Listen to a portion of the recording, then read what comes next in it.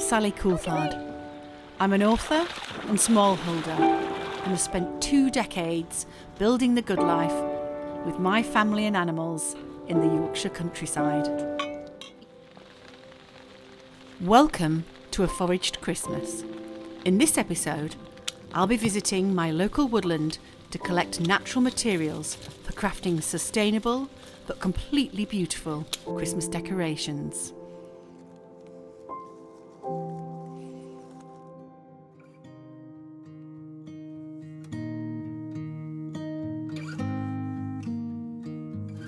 I've come to my local woodland, where I know there's lots of lovely foliage.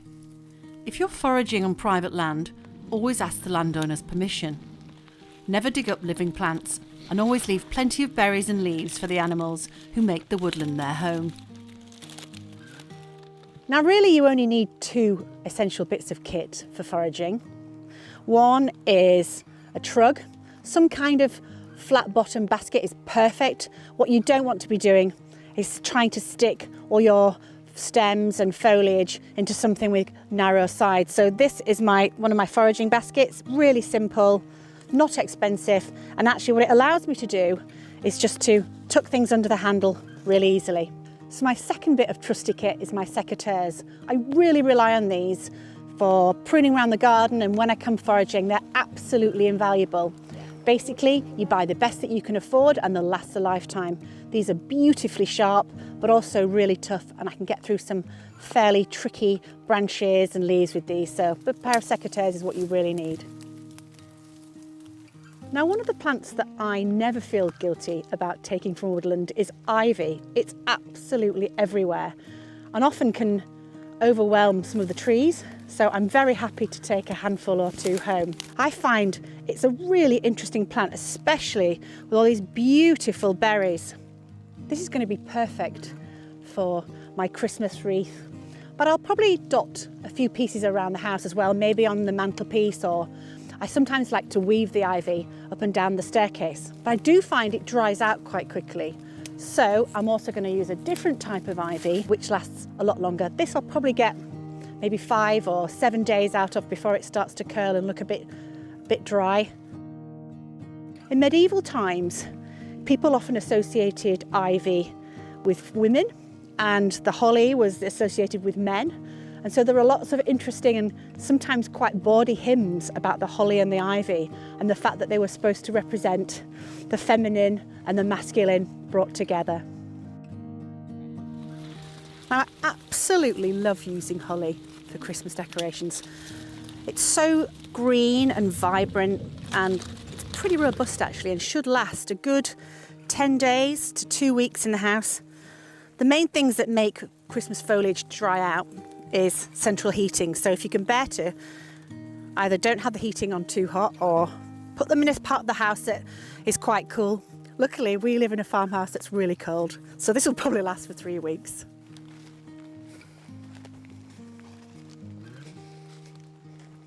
I'm really keen on responsible foraging, and one of the things that I won't be collecting this Christmas is moss.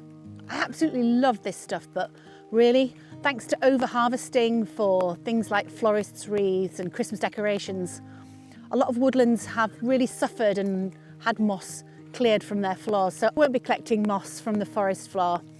I'll leave it, and if you want to use moss, probably best to buy it from florist supplies where you know it's been sustainably sourced. So when you're foraging for Christmas decorations, you don't always have to go for the obvious like holly and ivy. Sometimes I like to look around and see what else I can find in the woodland. Now this is a really interesting plant. This is boxleaf honeysuckle, and really it's a garden shrub, but just occasionally you find that it's made an escape and come out into the countryside, and here in the woodland it's naturalised. So I like to take just a few bits, and it's brilliant because it brings lots of nice green colour, these tiny beautiful shine leaves, and they're great for adding to wreaths, just a bit of architectural interest. And these also are quite long lasting as well. You should get a week or so out of these. So I just wanted to show you this plant, which is not one that we traditionally associate with Christmas, but this is spindle, and it's a woodland plant, but it really comes into its own this time of the year with these amazing hot pink berries that have in their hearts tiny orange flashes of colour. It's absolutely beautiful and actually would look brilliant in a wreath, but I'm not going to collect it this year because this particular tree doesn't have that many berries on this year, so I'm going to leave those for the birds so they can have a good Christmas too.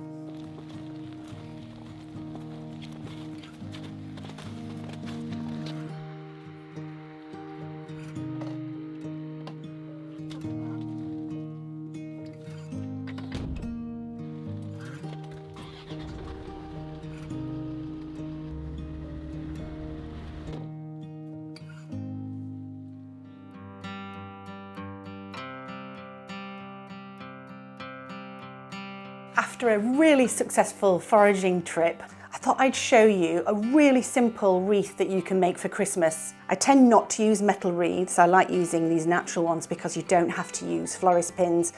The kind of natural form of the wreath allows you to tuck things in just under these lovely vines. I think this is a grapevine wreath, and you can pick these up for just a couple of pounds at a craft shop, and you can get them in different sizes.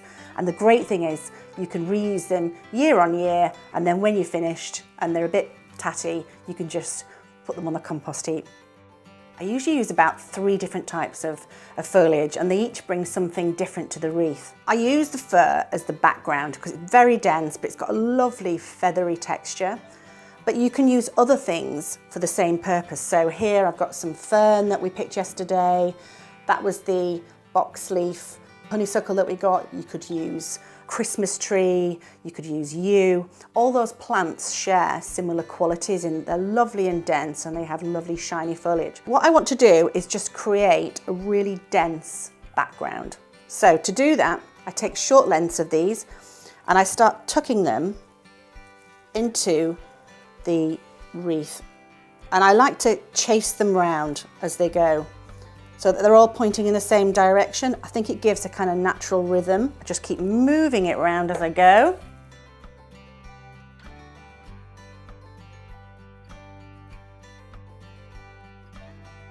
This is my second ingredient, and this is trailing ivy. I absolutely love this. It has such movement to it, and when you're using it in a wreath, you can make it kind of crawl around the wreath and wind its way around, and it looks almost like the wreath's alive.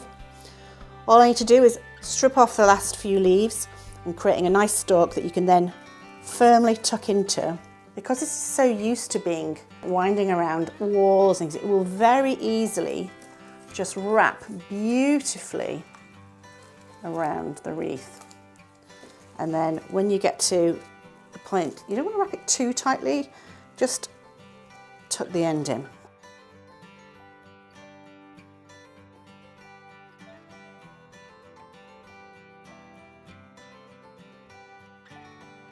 So the best bit now is adding the pops of colour, and those I'm going to bring using berries. We forage for berries in the woodland, but I also like to collect berries from lots of different places, so you can use hawthorn. Now this grows very freely in lots of hedgerows, and I often stop the car and leap out with a pair of secateurs and just pick off a few. They have really sharp spikes and you have to be quite careful, but I love the colour of these. But for this wreath, I'm actually going to use something that grows just around the farm. We planted quite a few mountain ash trees when we first arrived here, and I love these berries.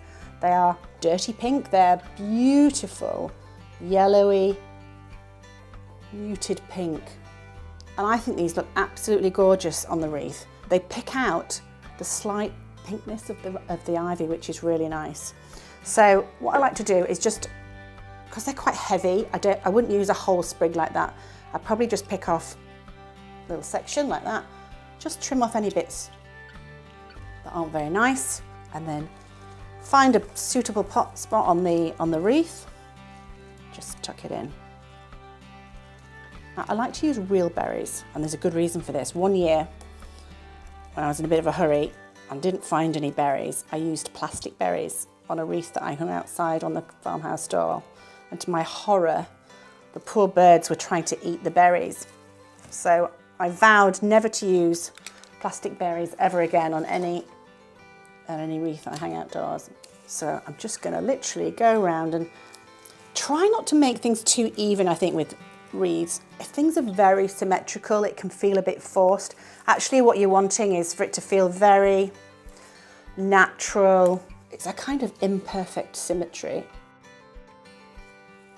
It wants to look not too perfect. There we go. Christmas wreath.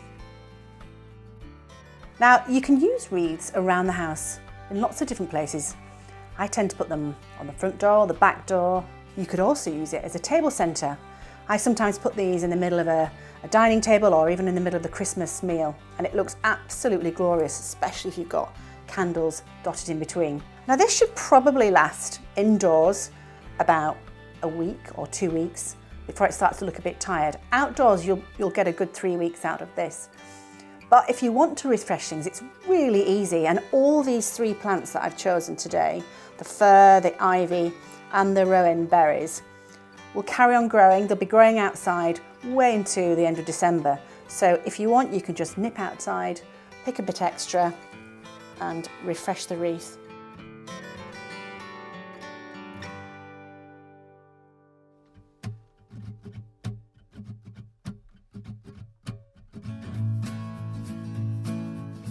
So continuing with the forage theme, I brought some of the rest of the things that we brought back from the woodland. I'm going to use them to create a gorgeous seasonal display for the top of the mantelpiece. So I'm going to start off, these are hawthorn berries. I love these because they get long, stiff branches, perfect for starting off the arrangement. So I'm just going to use one here. And what's lovely about these is that you can actually make them extend off the end of the mantelpiece. Another one here. Whoop. Just watching out for the decorations. Now, I tend to use things in 5s, 3s, or other odd numbers. It just seems to really work visually. So I'm just very gently placing these.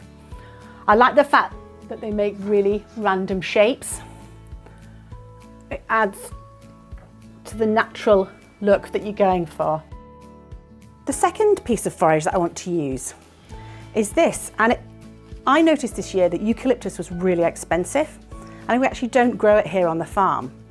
But a really good alternative, and one that you're probably more likely to find around a garden or in a woodland, is this, and it's evergreen oak, and I absolutely love it. Not only is it a native species, but it has this beautifully silvery leaf, a kind of two-tone.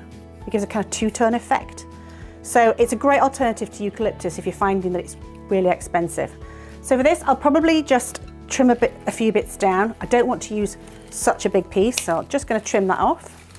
I'm just going to start really casually layering these around. You can hide any bits of awkward stem behind other pieces of leaves. Just start placing around. You don't want to hide the berries too much because they're always the star of the show. Now, one of the good things about using these types of foraged foliage is that they're pretty robust. And in a hot room like this one, the fire can get really warm. You need something that can cope with the drying effects of a fire. Plants lose water through their leaves, and so it's really important to have a room that's not too hot or dry, and they'll keep much, much longer. Doesn't matter if the odd berry falls off or it looks a bit unruly, you can just snip as you go. So this is the ivy that we foraged in the woodland with these beautiful berries. I love they're almost like baubles. And I'm going to use a few bits of this. Just building up the layers. It wants to feel almost foresty, and it's loose and casual, and that the plants are really growing around each other. I also like to have bits that trail off the end of the mantelpiece. It gives a feeling that it's almost slightly out of control, and I love that about nature. Now we're going to add another kind of berry. This is the spiky version, and this is great because it adds real Christmas feeling. Pile on the holly now. The holly this year has been absolutely amazing. I don't know why. I don't know if it's because we had a really hot June followed by a wet August, so the berries had a chance to fill out, but they are laden this year, which is really nice because often hunting for holly can be a bit of a thankless task. But luckily this year we've got loads to work with. And then we've got one last thing I'm going to add to the arrangement. Now, these weren't foraged from the woodland, but I picked these a couple of weeks ago in the garden and they've been slowly drying in the boot room. Gorgeous hydrangeas. Lovely pom-pommy visual effect. The colours are gorgeous. We've got lime greens, gentle kind of purpley reds, and I'm just going to place those. They're like almost like full stops in the arrangement. Symmetry almost always kills a natural arrangement, makes it look too formal. I'll use an odd number of these as well. Very gently pacing those. Can be quite fragile, so you just want to handle them carefully. Just bring that one down here. It's starting to feel really full and generous. I think maybe the last one can go there. Step back and we're done. And now for the finishing touch, lighting the candle.